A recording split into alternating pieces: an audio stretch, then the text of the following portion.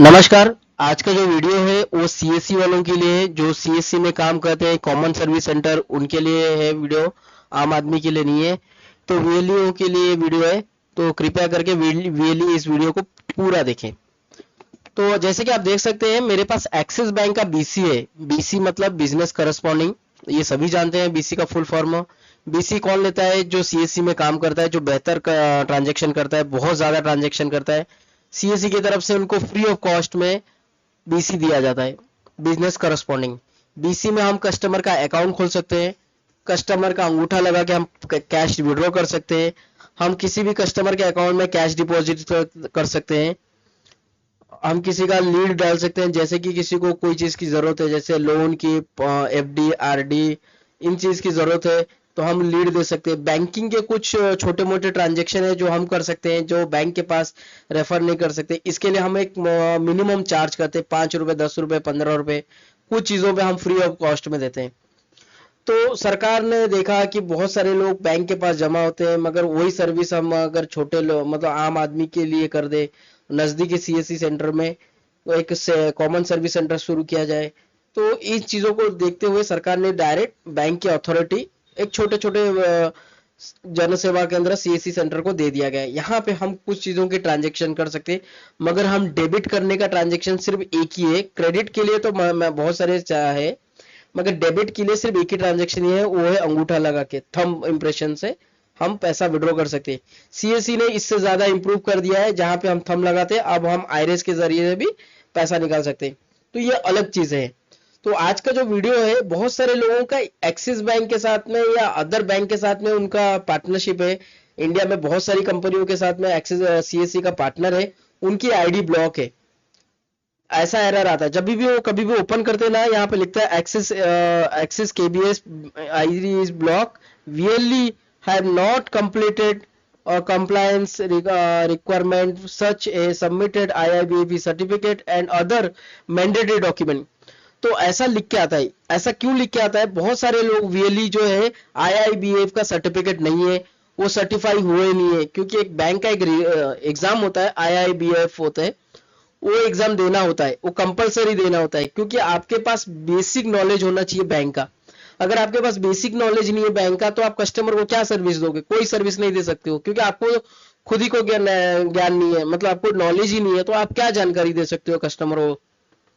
तो इसके लिए सरकार ने एक थर्ड पार्टी एजेंसी को हायर किया है। वहां पे कस्टमर जो आपको जो सीएससी के वीएलई है वहां पे जाते हैं, एग्जाम देते हैं, स्टडी करते हैं, फिर एग्जाम देते हैं। अगर वो पास करते हैं मिनिमम 50% तो ही उनको सर्टिफिकेट इशू किया जाता है। ये सर्टिफिकेट बैंकिंग के सारे सर्विसेज में वर्क करता है।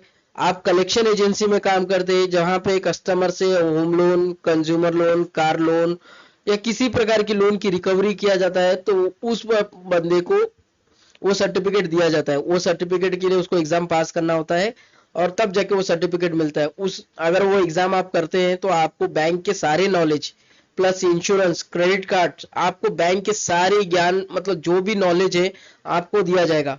ऐसे इंडिया में बहुत सारी कंपनियां हैं।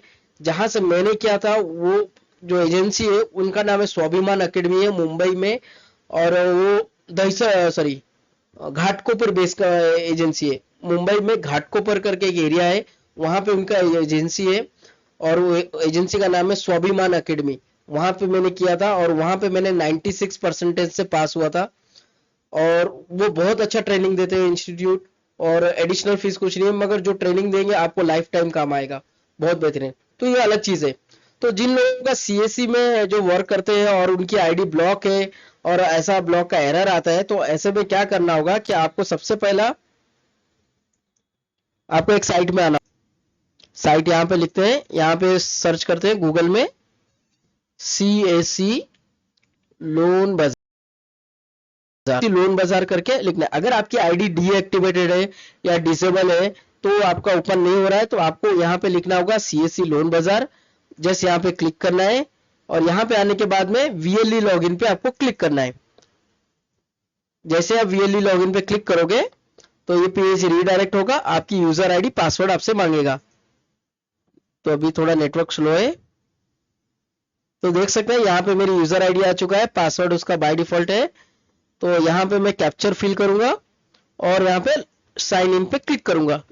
जैसे ही मैं साइन इन पे क्लिक करता हूँ तो ये मेरा जो CSC आईडी है लॉग इन हो जाता है। देख सकते हैं यहाँ पे बहुत सारे प्रोडक्ट्स है, लोन प्रोडक्ट्स, यहाँ पे agriculture loan, auto loan, business loan, consumer loan, Bajaj card, credit card, बहुत सारी चीजें हैं, 2 wheeler loan, 3 wheeler loan, 4 wheeler loan, personal loan, loan against property, किसान क्रेडिट कार्ड, हेल्थ लोन, बहुत सारे OD भी है।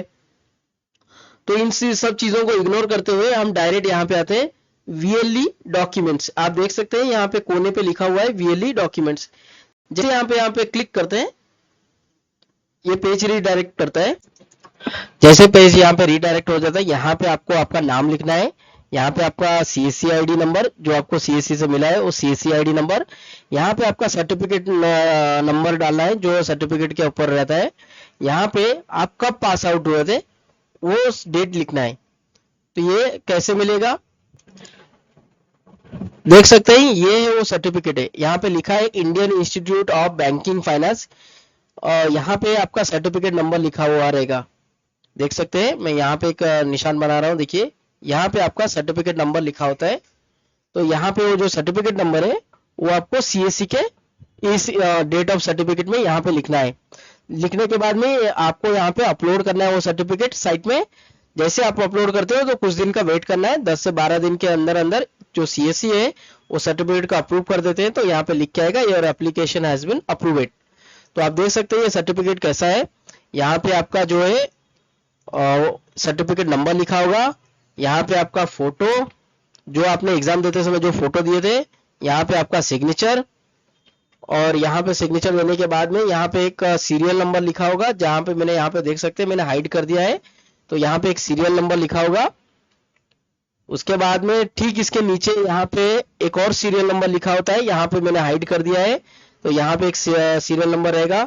इस सर्टिफिकेट को कौन ऑथराइज ने सिग्नेचर किया है उस ऑथराइज का नाम यहाँ पे आप देख सकते हैं, जिस ऑथराइज ने मुझे ऑथर किया था वहां पे सिग्नेचर उसका, जिस ऑथराइज चीफ एग्जीक्यूटिव ऑफिसर ने मुझे सर्टिफिकेट अप्रूव किया था उनका नाम देख सकते डॉक्टर JN मिश्रा, ये उनका सिग्नेचर। यहाँ पे IIBF का होलोग्राम जो IIBF से मिलता है और यहाँ पे आपका लोकेशन लिखा रहेगा, किस लोकेशन में आपने पास हुआ था। जैसे कि आप देख सकते हैं मैंने मुंबई से पास आउट हुआ था, तो यहाँ पे मुंबई का डेट है, मुंबई में कब हुआ था 2 अगस्त 2017 को मैंने पास आउट हुआ था, यहाँ पे 2 अगस्त का डेट है। और ये जो IIB सर्टिफिकेट का एक दूसरा नाम है जो बैंकिंग में नहीं कलेक्शन लाइन में बोला जाता है, उसका नाम है डेप्ट रिकवरी एजेंसी एग्जामिनेशन। जो कलेक्शन जो करते हैं बैंक के EMI रिकवर करते हैं उनके पास भी यही सर्टिफिकेट होता है। इस सर्टिफिकेट को एक दूसरे नाम से भी जानते हैं, डेप्ट रिकवरी एजेंसी एंड एग्जामिनेशन।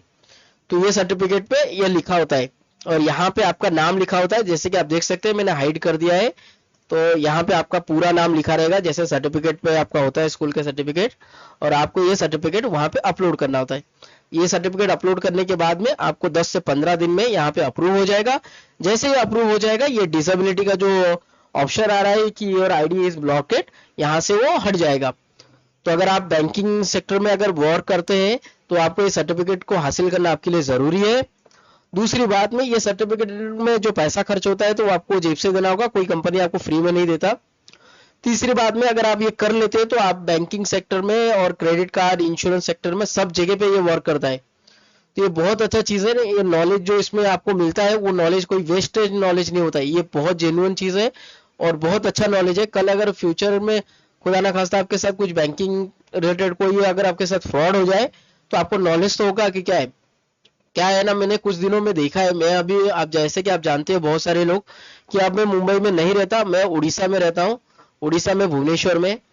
तो यहाँ पे मैंने बहुत देखा है बहुत सारे रूरल एरिया में लोगों को है ना परेशान किया जाता है, मेंटली उनको परेशान किया जाता है, फिजिकली उनको बहुत मतलब परेशान करते हैं।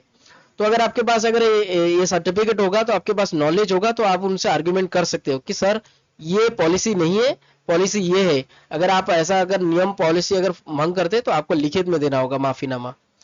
तो आपके पास नॉलेज होगा तभी आप वो फाइट कर सकते हो, अगर नॉलेज नहीं होगा तो आप फाइट नहीं कर सकते हो।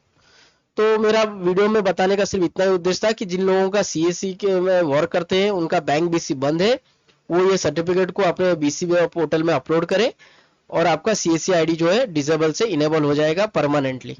धन्यवाद।